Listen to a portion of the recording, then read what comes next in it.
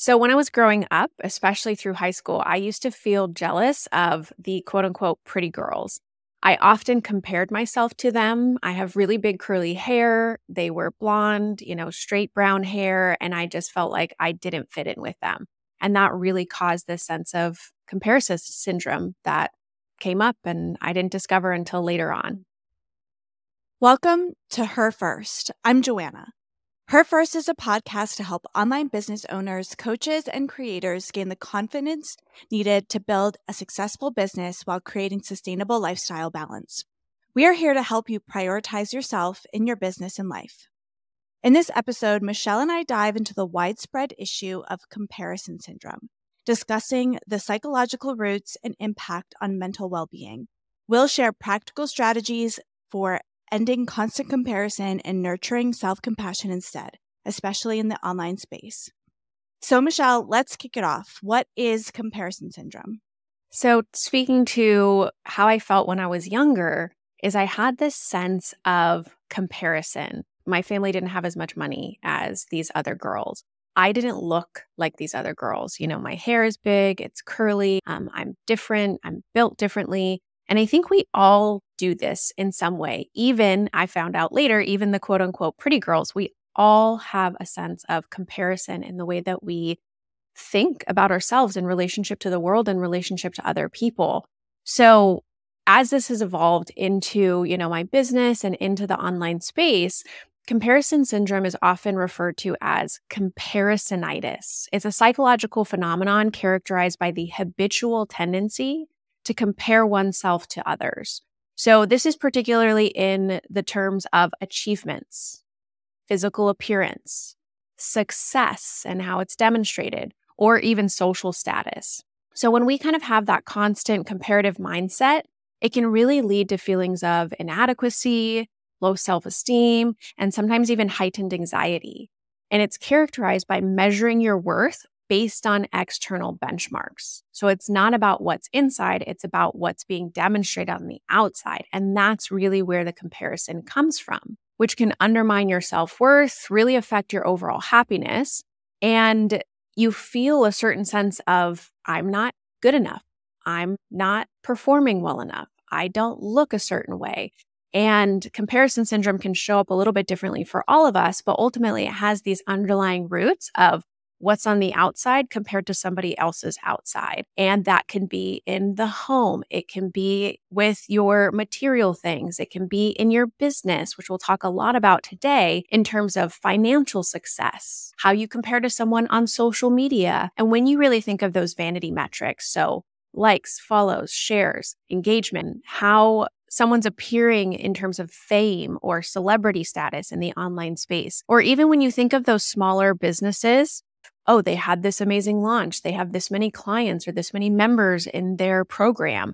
They've done this much successful work. They've been in the industry for so long. And it can really undermine our efforts and it can undermine our own success. So it creates a sense of sabotage in the life that we're leading and the business that we're trying to build. So comparison syndrome is really, really important to consider if it's showing up for you in different ways and how you can start to reduce some of those feelings of comparison so that you can actually show up in your own success and acknowledge your own achievements and really feel like you are living your purpose and your passion without feeling like you have to compare and contrast to someone else's external presentation of things. So I'm really excited to dive into some of these strategies today with you, Joanna, and how a business owner, as a content creator, you can start to think a little bit differently about comparison syndrome. You can really understand it a little bit better, and you can start to think about the actions that you can take in hopes to not just avoid it or overcome it,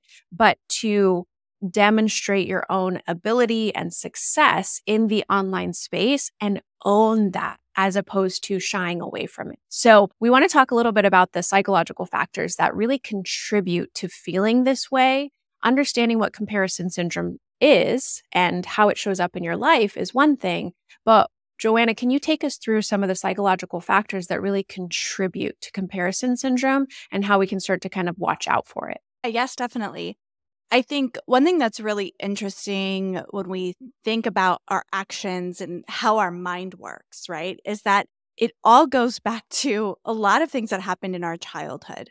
We're taught from a very early age how to relate to others, how to relate ourselves to others, what that means, from birth. So there's some very, very deep rooted things that come along with comparison syndrome. If as a child, your parent was often comparing you to your other siblings or children from another family or anything like that, that's going to affect you in adulthood. So I think something that's really important for people to do, if you want to be successful, if you want to own a business, if you want to have like a dream life where you feel fulfilled and stable and all of those things, understanding the things that happen to you as a young person is very important.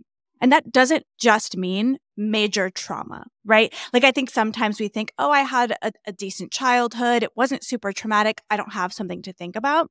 One thing that I think is a good idea for anybody to do is to read books about psychotherapy, understand some of the inner workings of children and child development. And if you feel you need to, seek out therapy in a way that's going to help you unpack some of these things for you.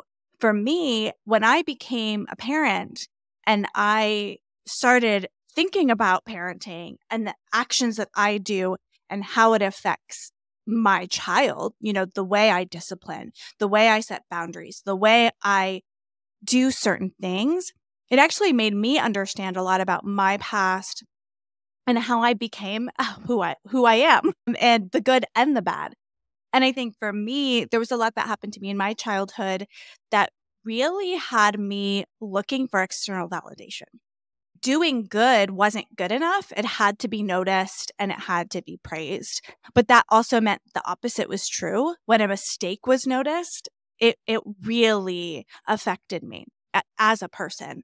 And honestly, it wasn't until I started to understand this about myself and start to move past it that I really felt some like stability and control and like true joy out of my life, because I had to stop constantly comparing myself to other people. And I know now that that was rooted in a lot of how I grew up and being taught to compare myself to others and to always look, well, this person's doing that. This person's doing that. Why aren't you there? Why aren't you doing that? And not in any sort of mean heart, like growing up, it wasn't any sort of mean-hearted way, but just like baked in to just my life. And so being able to think about that and where that comes from, that's so important. And for me, I think it was a lot of looking for external validation, but for others, just based on your childhood experience, how you grew up, that could be looking for things like perfectionism. If you always striving to be perfect, I might have a little of that too. Also thinking about just cultural and societal pressures, like your family system, where they come from, what they believed, fitting into specific roles and what that role means. You might have experience with envy or jealousy or just negative self-talk. This is never going to work out for me, right? Having those thoughts. So a lot of these, the symptoms of comparison syndrome have a root. And I think it's important to think down to what that root is and understand it. So that way you can move past it and you can stop comparing yourself to others and you can experience that joy. And I know for myself, there have been times in my life when I wasn't doing as well personally or professionally. And I would look at people on social media who were talking about their new business or their new venture or showing themselves traveling. And I would look at them and be like, they're not that great. Why are they promoting themselves, right? Like I'd have that like, they're not better than me. Why are they doing that? And I kind of hated that. I would have those feelings and I didn't like it. And when I stopped seeking that external validation, I started just cheering for other people, and like being like, good for that person. That's amazing. Look at them go, because I was happy with myself without that need for external validation. So obviously there's a lot of psychological factors going on here, a lot of society's pressures, experience, trauma that leads us to be people who compare. But I want to know what kind of toll that takes on our well-being if we're stuck in comparison syndrome. The idea that we'll talk about when we get to practices and actionable strategies that you can actually take in order to manage this. But it's not so much about what you can change in the external world, right? It's not about controlling what someone is posting on social media. It's not about controlling what someone else is doing in order to impact how you compare. It's about the strategies and actions that you can take and realizing you have that ownership. Just like you mentioned, Joanna, is when you realized that you stopped looking for that external validation. That's when things started to change for you. So we're going to talk about how you can personally own that and how you can be responsible for that. So responding to this question of well-being, what's the impact on our overall well-being? And I want to talk a little bit about mental health so that you realize that comparison syndrome is something that affects us all on a day-to-day basis and can really have a negative impact on our lives if we don't get it under control. We talked about what comparison syndrome is. We've talked about why comparison syndrome often shows up in our lives and, sharing the childhood roots. Thank you so much, Joanna, because it is so important to look back on the things that we've been through and why we are the way that we are today. And we can uncover so much from them and then be able to do something about it, especially again as a personal brand. So some of the things that start to show up with comparison syndrome can be and look like increased anxiety. So worrying about not measuring up or meeting perceived standards can show up in your business and in your life. Maybe some feelings of depression because you're feeling a little inadequate. And this can make you feel senses of hopelessness, which I know for a fact that I've felt in the past as a result of this. Having a decreased sense of self-worth. Maybe you feel like you're not good enough and you're doing that in comparison to others, which if you think about it can really impact you. Am I good enough to take on this client? Am I good enough to get in front of the camera?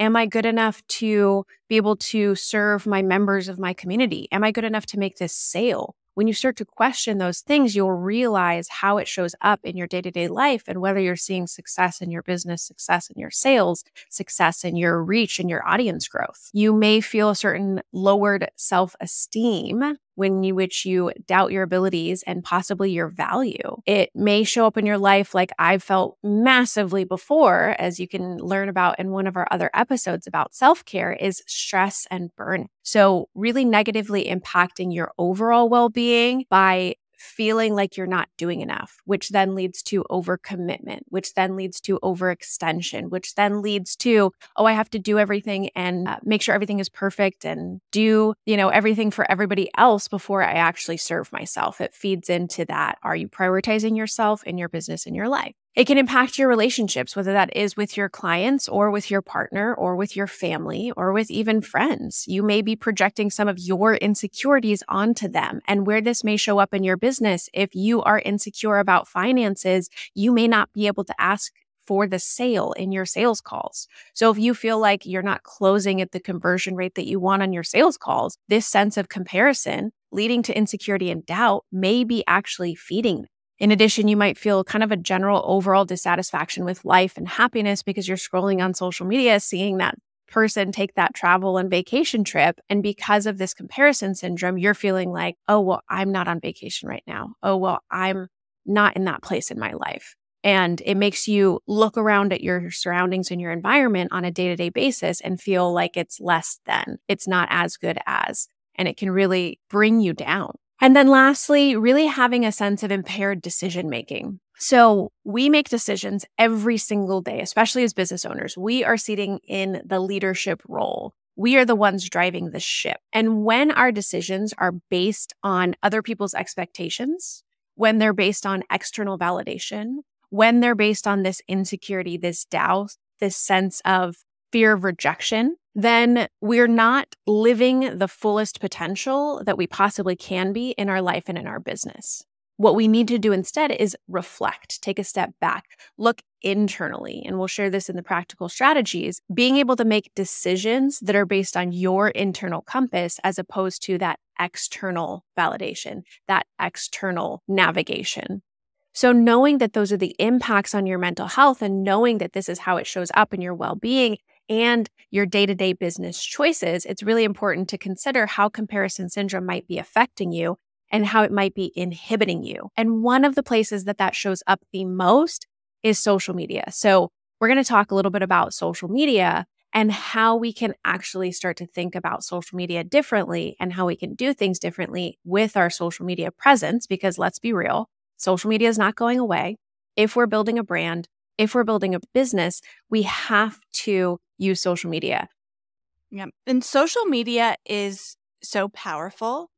It can be really amazing for your business. It can be a great place to learn, to connect with others, create community. There's so many positive things about social media, but there's also some toxic things about it. And I think involving and engaging with social media is what you make of it. And one of the things that is an issue with social media is the highlight reel effect. For the most part, people are showcasing their best moments on social. They're showing their achievements, their experiences, even if they're a lifestyle vlogger and they're just like, look at this restaurant, look at this new outfit I got. They're not going to show themselves eating a bag of potato chips in a ripped sweatshirt, right? They're going to show the best things, the Lululemon, the green smoothie, right? They're going to show those highlights. And so I think it's really important when you're watching social media to recognize that people are showing their highlights. Likely, if you only showed your highlights on social media, you would look just as amazing and fabulous as them. And then if you're looking at their highlights, thinking of your lowlights, that's going to be a problem for you. You're going to be thinking, why am I not doing that? And all of that. I also think with that highlight reel approach, some of it too, if you're stuck in this, these people have all these amazing highlights. I don't. You can honestly take a step back. And instead of saying, why don't I have what they have? Think, what's keeping me from creating a life? If I want my life to look like that, what is keeping me from doing that myself? Why don't I go on vacations? Why don't I exercise? Why don't I? Maybe it is a budgeting issue or a financial issue. There's a lot of things that could go on, but take a step back and think, okay, I'm jealous of that person's life. Instead of being jealous, I'm going to take some energy to think, how can I create a life that has space for those things? And that's a very different way of thinking about that. The other thing is just thinking about different comparison triggers. I think for people, those triggers are different things based on what you want and your desire.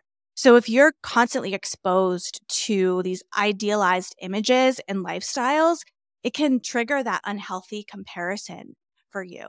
And for different people, that might be different things.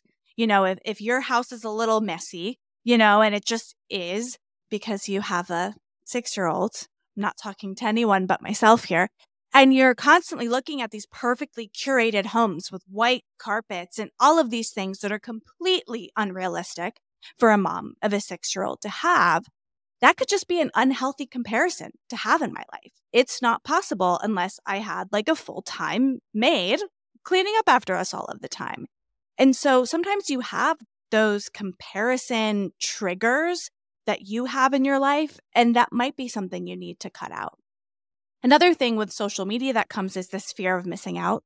If you're not doing something, going to something, then you're going to feel a little bit jealous of the people who do get to experience those things and wish that you had the opportunities that they had. Wish that you got to go on that trip, go to that concert, do that thing. But here's another place to step back. Instead of being jealous of those things, think about, what can I do to have those things in my life?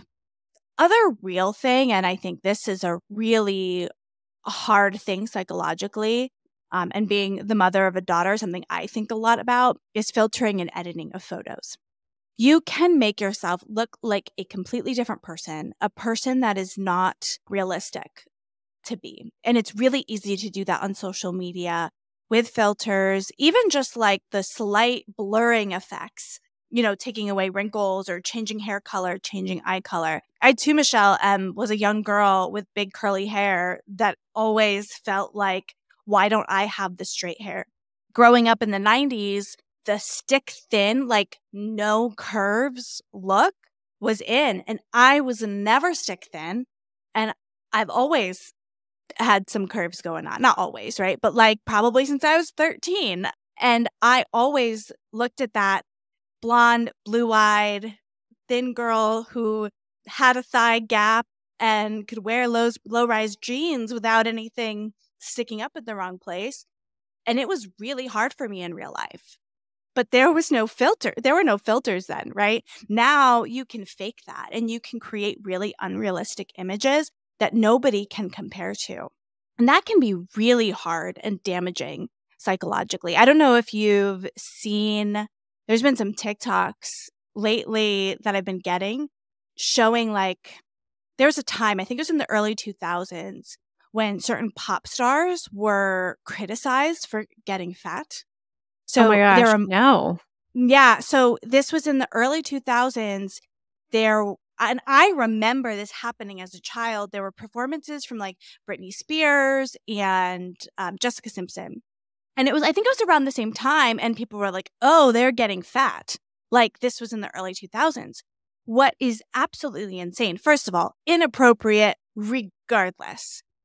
But people are pulling up these videos that were the videos of when they were criticized for being overweight. And like, they're not, like, I'm looking at them and I'm like, these girls are not by any standard overweight. So not only should they have not been criticized in the first place, it's also that what was being told was fat to us was like a completely healthy human being, And what you're talking about with appearance is so my world. And I spent so much time in this. And the science and data shows that the more distorted reality of images that we're shown, the more psychologically we are impacted, especially when it comes to young girls. And seeing edited in Adobe Photoshop ads in magazines of extended necks, thinned faces, adjusted hips and waist and body. Like there's nothing wrong with being blonde hair, blue-eyed, and thin. There's nothing wrong with that in any way. But adjusting the perception of reality in the online space and in the digital space in ads and advertising completely psychologically impacts us. And it's not to say that we have to try to change it. Again, we can if we sit in that position, but it's more about how we're responding to those things. So that is just such a tough thing to hear, is that we're shaming people based on their body structure. And this happens so much to women in this world that we live in, especially at the celebrity level. I couldn't even imagine being so famous and having that feedback constantly about our physical appearance and what that means to us. But again, learning from it and understanding that we still experience this. The images that we see on social media affect us emotionally and psychologically in this way, even without us realizing it. We are feeling that comparison syndrome. Yeah, and you're exactly right. There's nothing wrong with being thin or having straight hair or blonde hair. That's not the problem. The problem is setting a one kind of dimensional standard of beauty that we all have to fit in, instead of embracing our own authenticity of what we look like. I'm sure you experience this with curly hair, but like there was so much in me that like wanted straight hair, but like I'm not a morning person, so I never woke up and straightened my hair every morning because that was too much work. So when I was like in 4th grade, I did the most ridiculous thing. I would get out of the shower with my wet hair and like put it in a bun until it dried and then take it down so it would be straight. Now it looked horrible, I'm sure. I have no pictures. I'm sure it looked horrible because it was in a bun. So like the bottom was probably curly and the top was probably straight. So it probably looked horrible, but that's what I did because I was like, I got to try to figure out how to make my hair straight, but I'm not going to wake up early and straighten it. But yeah, you have that comparison and you think I'm only going to be happy if, versus how can I be happy now?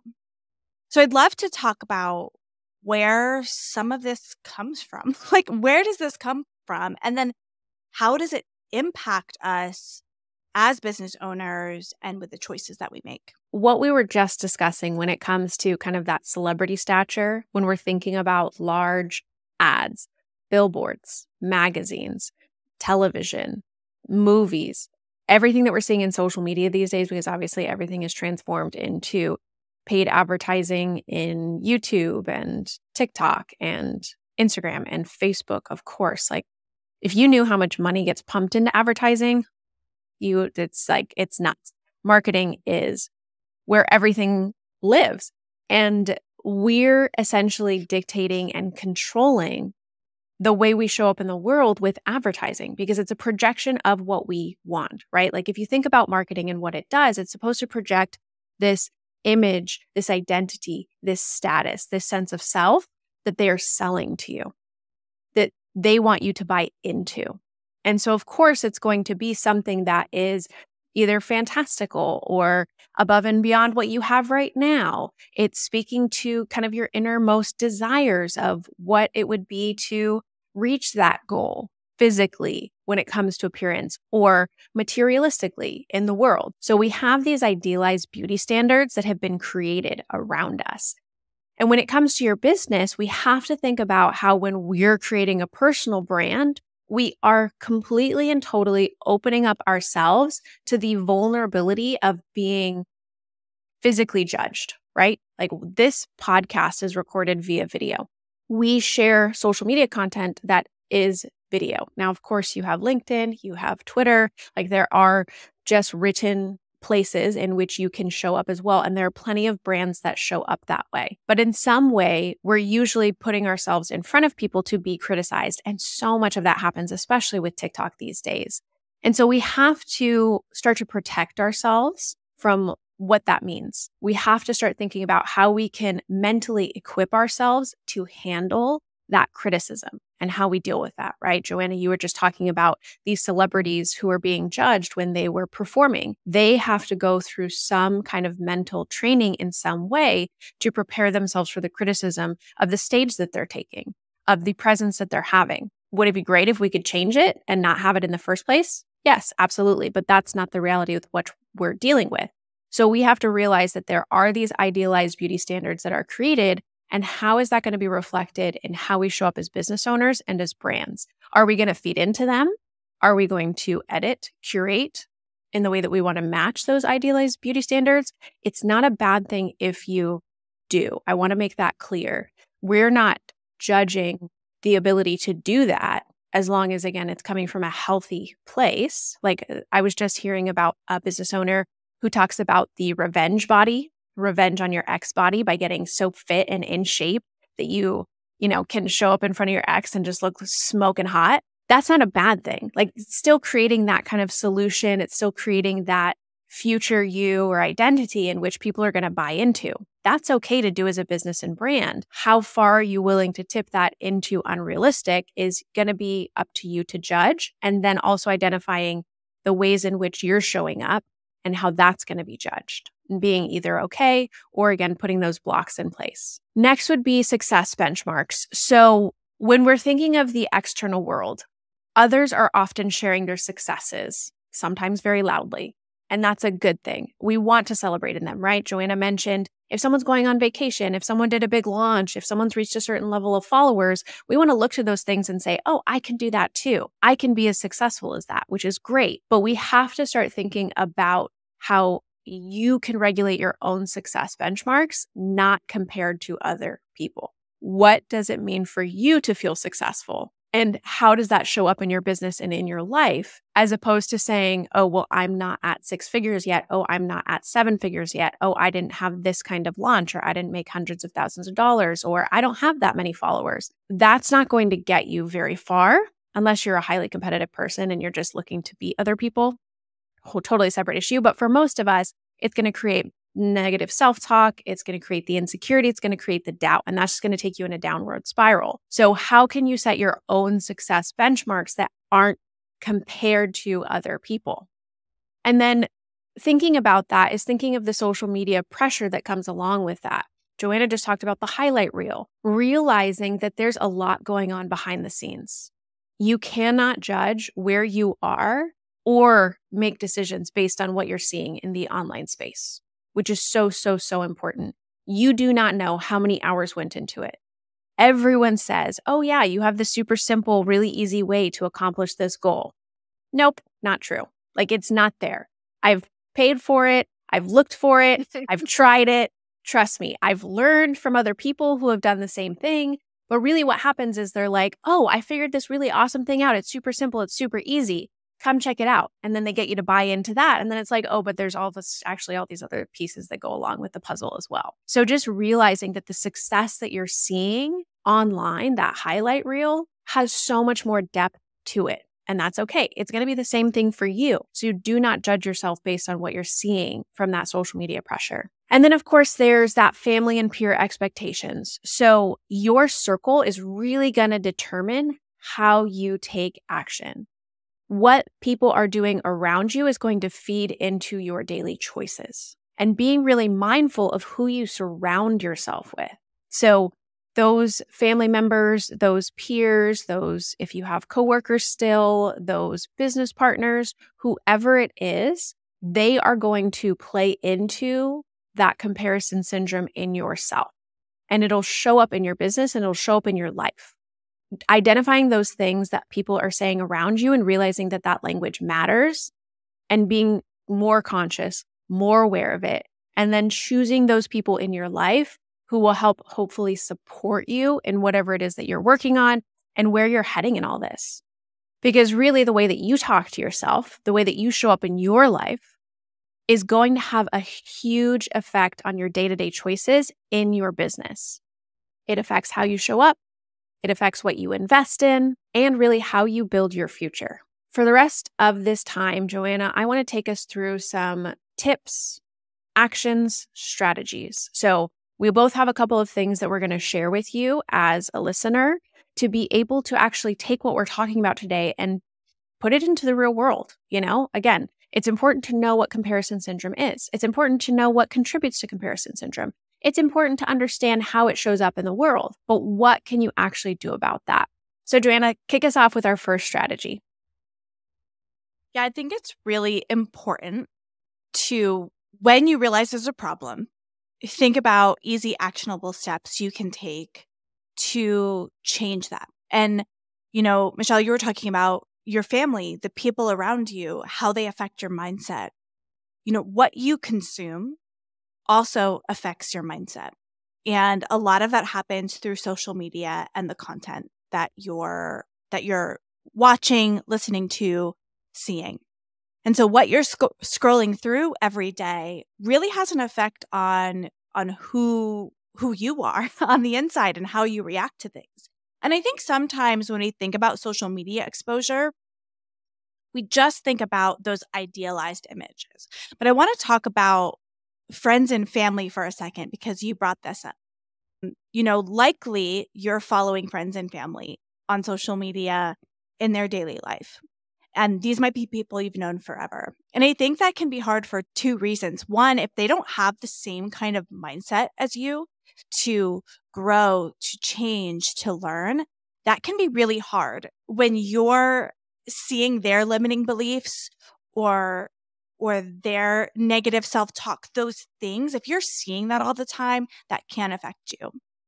The other thing too that can do is if you're trying to show up for your business, their criticism of you can affect your ability to make content. So if you're thinking, okay, I'm going to post this and someone is going to think X, Y, or Z about it, it can make you insecure to post that. At one point, I started TikTok and didn't tell anybody because I just wanted to be able to talk and create and not think about what my friends, family, coworkers might think about that content. Now I don't care anymore. Like now I'm like, if you don't like it, deal with it. But there was a time where I had to separate from them being able to see my content also.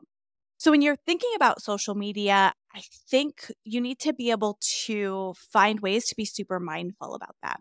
So that can be through setting boundaries, not following your friends and family on every channel, not following certain celebrities or creators that trigger your comparison syndrome. Thinking about that is really important. Potentially setting time limits. Like if you're a kind of person who's going to scroll and scroll and scroll, that can be hard. And it's especially hard for online creators because we do need to know what's going on. Like, we do need to know the trends, the topics, the changes in style of content, the algorithm changes. Like, there is a studying aspect for us that is important, but it does need to be limited so we don't fall into that comparison. And I think that limit for everybody is very different. You also can think about curating your feed, who you're following, the type of content you're engaged in, you're reading, you're watching is really important. And again, this is going to be different for everybody, but following things that motivate you and don't give you that comparison syndrome or bring you down in any way is really important. And just overall practicing mindful consumption. We see so much all of the time. And you might say, it doesn't affect me. It doesn't do this or that or the other thing, but it likely does. So being mindful of the effect that those things have on you, I think is really important. Understanding that subconscious awareness that's kind of always happening and always running as you're consuming. And you bring up such a great point about friends and family and them being in a different place in their lives, having a different mindset. And they may be well-intentioned with what they say, but it doesn't always apply to you. And we have to be able to distinguish what's meant for us and what isn't. It's not to say that what they're offering doesn't have validity. It's not to say what they're trying to give you feedback about isn't important. It might just not be applicable to you and where you're at. And I've seen a lot of this online, and I don't necessarily agree with the exact sentiment, but essentially people are, staging is like, if you're not where I want to be, then your feedback and criticism doesn't matter. And on one hand, I'm like, yeah, you're totally right. Like, the criticism, it doesn't make sense at all. Like, if you don't have the business that I want, if you don't have the life that I want, there's really no advice that you're going to give me that I feel like is going to be appropriate for me. On the other hand, I do really believe that everyone has something important to offer. So even if someone isn't at the level that you are looking to become, or grow to, it doesn't mean that what they're saying or what they're contributing isn't valid, isn't somehow helpful, because sometimes that advice or the awareness or that aha moment can come from the most unlikely places.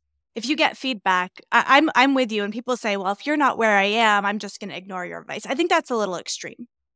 But if someone gives you feedback, take it, think about it, reflect on if it applies to you or not, and make that decision and move in whatever direction you need. But don't always take it at face value. It's a very different way to think about it.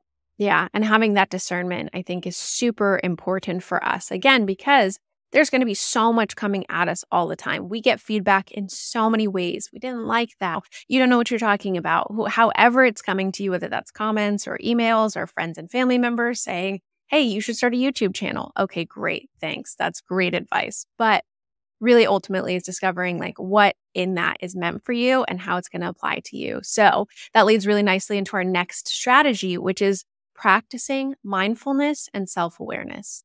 Really taking everything that we've talked about today and reflecting, taking moments of pause, taking moments instead of being reactive to be active in your life, identifying the triggers and thought patterns that come up when you consume a certain piece of content, really being aware of when it's happening around you, how it's showing up in your business and how it's showing up in your life, and being able to identify, oh, this is something that bothers me. This is something that makes me feel like I'm missing out. This is something that makes me question the shape of my body or how I'm showing up on video.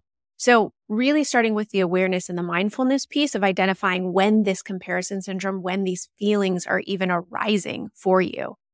And then with that, you've got to cultivate self-compassion.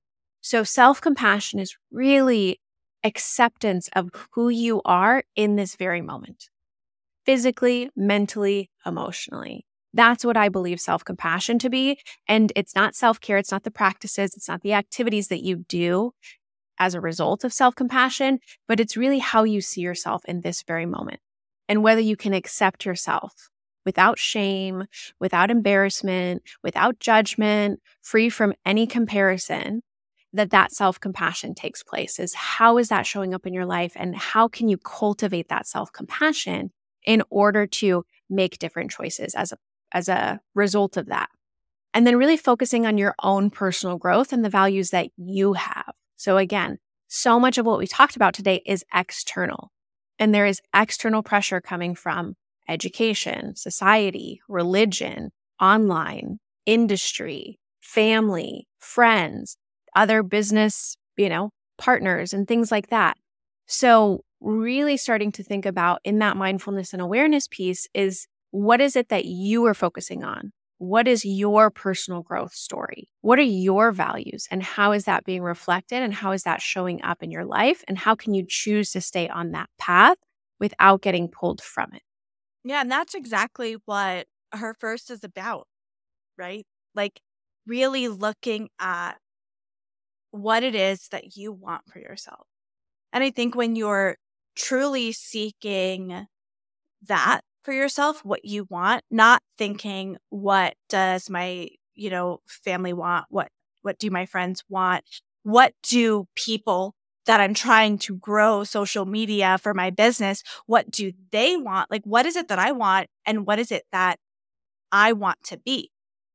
And I think when you figure that out, when you're going after that, that really helps you with our next sort of strategy, which is promoting authenticity, right? You can't be authentic if you're not already doing that. You can't be authentic if you're not going after your own personal growth, your own values. So showing up authentically can really help break comparison syndrome by just being yourself. Share your real, honest story. Focus on your values, your passions, and actually engage authentically with people. And I think, for me, how this shows up in my life a little bit is there's been a part of me that I was always wanted to look perfectly put together and all of those things, but that's not realistic all of the time. You can't really see because, well, one, you might just be listening to this, but if you're watching this, you can't really see because of the way these headphones are. I have a decent amount of gray hair. And I do like to get it colored because I like to. But, when it's close to color time, which is this week, I'm going on Friday to get my hair done, you can see a lot of gray. And, I made a video one day, this was a while ago for TikTok, and I literally had this gray hair sticking straight up in the video. And I thought I almost didn't post it because I was like, that's bad. No one wants to see my gray hair. And then I was like, who cares? If someone doesn't want to follow me because I have a gray hair, then I don't want them following me. Then is that someone I really want in my community? Is that someone I want to be involved with? Oh, well, there's a gray hair. I also get sometimes when I'm really excited or maybe a little nervous or emotional in any way, I'll get a little rashy on my chest. It just happens. I don't have a lot of control over it.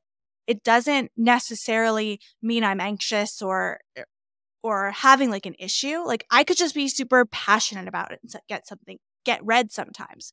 Sometimes I'll film a video and I'll be a little rashy and I'll be like, do I post this? And I'm like, yes, I'm just going to post it because this is who I am. This is authentically who I am.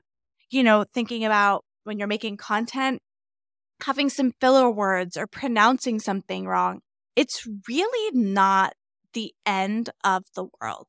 And some of those little differences actually make people comfortable wanting to engage with you because they're thinking, this is actually a real person on the other side of this camera. I can relate to that.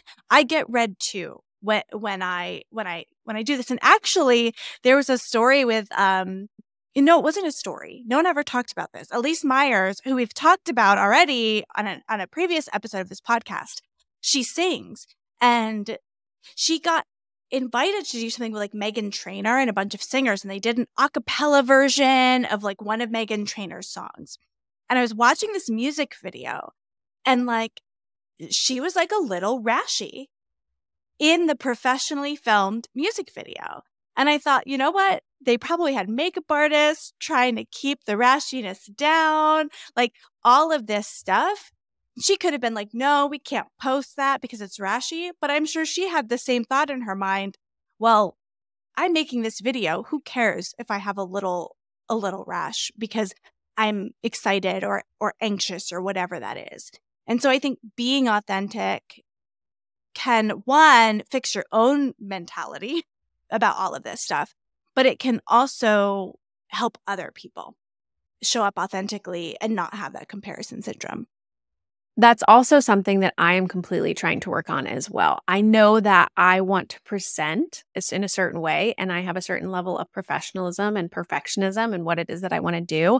And so I am really personally working on this particular thing, showing up with more authenticity, and not just in the like, show up authentically in your brand kind of way, but really in the sense of, who am I as a person? It's funny because I get this feedback that I'm a very serious person, which I understand because when I listen to myself and when I do, I think, Joanna, you and I have talked about this as showing up in this podcast, is that there's a certain sense of like being put together and being professional and being intentional, which I respect and I want to have still. But if you knew me in my personal life, like goofy, dorky, ridiculous, like absurd would be a lot of really great descriptors of how I actually show up in my personal life. And so it's interesting because I feel like I have struggled to authentically share and demonstrate who I am in the social media space. It always feels like there's been a little bit of a barrier for me.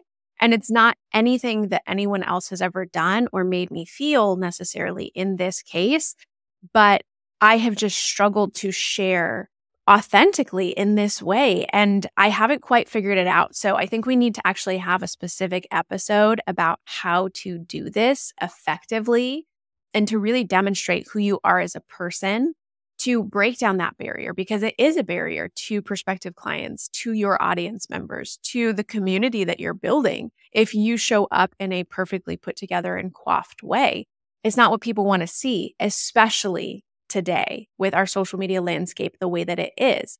People want that relatability. They want to break down the barrier. They want to see behind the scenes. And it's such an important part of how we're showing up in our online brands. This brings us to our fourth and final strategy, which is really having personalized goals. So when we think about goal setting, which is totally my jam, oftentimes we get caught up in what we see other people doing. Oh, that person has a 6-figure business, so that's going to be one of my goals. Oh, that person has built a 7-figure membership, and so I want to have a 7-figure membership. And whereas these things can act as catalysts to your inspiration, they can also be really detrimental in the goals that you're setting for yourself.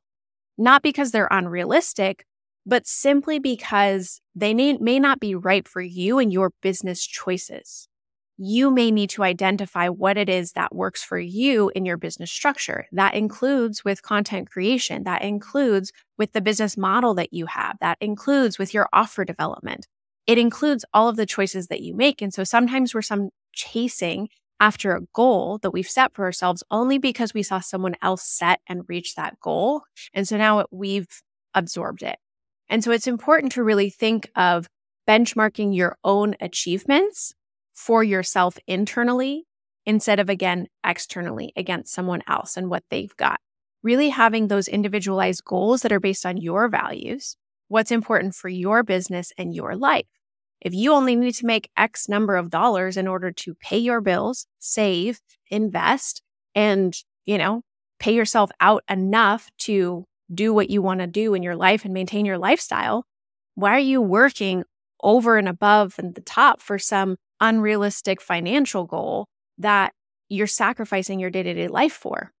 So really paying attention to those aspirations and letting them come from your internal compass as opposed to, again, what you're seeing happen outside of you. And then really just measuring that progress. So knowing that your steps, your stages are going to look so different than anyone else's. Knowing that the steps that you're taking through the process are going to feel different. They're going to look different. They're going to result in different metrics. They're going to result in different successes. And accepting what that looks like for you and trying to release again some of that comparison. I look at some of the people in the online space and seeing 21-year-olds create 7-figure businesses via social media. And that to me is like, oh my gosh, I am so old. I'm so late to the game. How come I don't have this incredible brand and business yet? And then there are other 45, 50-year-olds who are just hitting their stride and seeing their success. So it's challenging because, again, we want to look to these external factors for inspiration, for motivation, for knowing what's possible for us and saying, oh, that's something that I didn't even realize was an opportunity. I want to take that opportunity, or I want to go in that direction. But we also have to be so conscious about not then judging, criticizing, and comparing ourselves internally to that external happening that then again puts us into that spiral, that doubt, that insecurity, that lack of faith, and that feeling of hopelessness that sometimes happens as a result of comparison syndrome. So really setting those personal goals for you and realizing and identifying what those values are and sticking to your aspirations along the way. This is such an interesting conversation today. I think we hit on some really important points. The first thing I think about is that comparison syndrome is real and it affects how we show up in the world. And so it can affect our ability to make decisions as a business owner, how we relate to friends, how we relate to a partner. It can affect just our mindset, our mental health. All of those things, when we are stuck comparing ourselves to others, can really take a toll on who we are. And then on top of that, there's some things that we can do once we're aware of that to keep us out of that sort of stuck mindset. That can be things like setting our own personal goals. It can be things like understanding the root of where that comes from through therapy, through, becoming more self-aware. We can limit social media exposure. We can not follow people or spend less time doing those things. There's a lot we can do to get ourselves out of it.